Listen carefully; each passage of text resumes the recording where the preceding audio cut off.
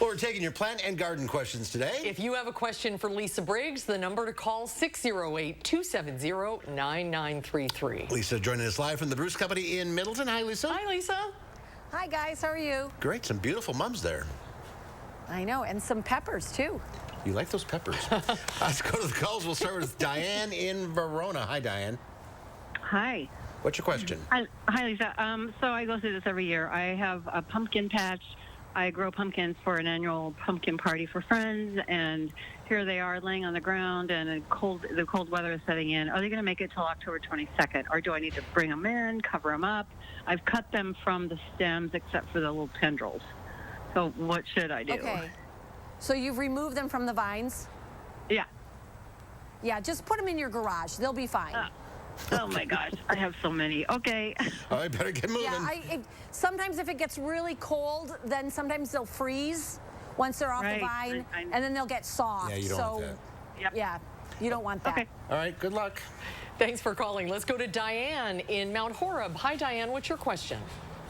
Yes, I was wondering if it was too late to transplant peonies.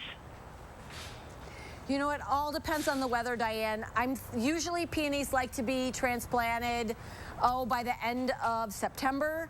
It's just a question of them rooting in enough to make it through the winter. If you do have to move them, then what I would do is make sure that you use a rooting hormone to get the roots to move faster. And then I would also make sure that you mulch them once the ground freezes so they don't get heaved out as the ground freezes and thaws. But if you can wait, then I would wait until spring. It might be better than doing it right now. Okay. Thanks for the call. Let's go to Pat in Sun Prairie. Hi, Pat. What's your question? Yes, I have several hydrangea bushes, some with the round flowers and some with the cone flowers. When is the best time to trim them, now or in the spring? So for the round flowered ones, you want to wait until spring because you want to watch and try to preserve as many buds on the stem as possible. Once those buds start to swell in the spring, then you can cut back to just above a bud. The cone-shaped ones you can really prune anytime. They flower on new wood. Some people like the looks of the flowers in the winter. Some people want them cleaned up, but you can do it either time. Okay. Oh, thank you very much. All right. Thank you. You're welcome. Thank you for calling. Let's go to Mary in Keeler. Hi, Mary. What's your question? I have a garden full of the honey butter, or honey nut, butternut squash.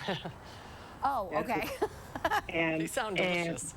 Well, you know what I'm talking about now, or Lisa Yes, will. no, I do, yes. And I was wondering if I have to bring them in, or how long, how late, because they're not really what I think ripe yet. If the vines are okay, if the vines have not been really touched by frost, and the vines are undamaged, you can leave them there. The vines are shot. Yep, the vines are a history. You can leave them out. They're not going to do a ton more ripening because the vines are gone. But it's just like the pumpkin question earlier. If it gets really cold at night and we get a hard frost, then you're going to get some mushy patches on them. So it'd probably be best to bring them inside or put them in your garage in like a flat or something and let them finish up there and protect them from any really cold nights. Okay. Which I'm sure we're going to get in the next couple days. All right. Let's go to John in Windsor. Hi, John. What's your question? Hello. I have a mum on my outside deck. It has not bloomed yet. I'm just wondering if that will still bloom or if it's getting too late in the season.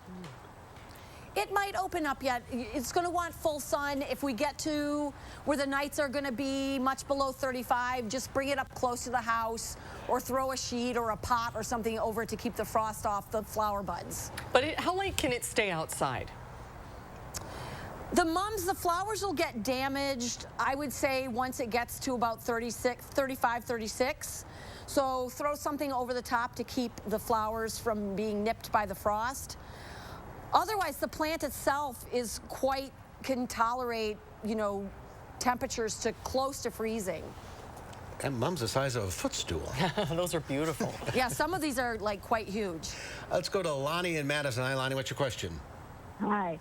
I was given a huge Boston fern, and I want to know what I can do to it to keep it alive.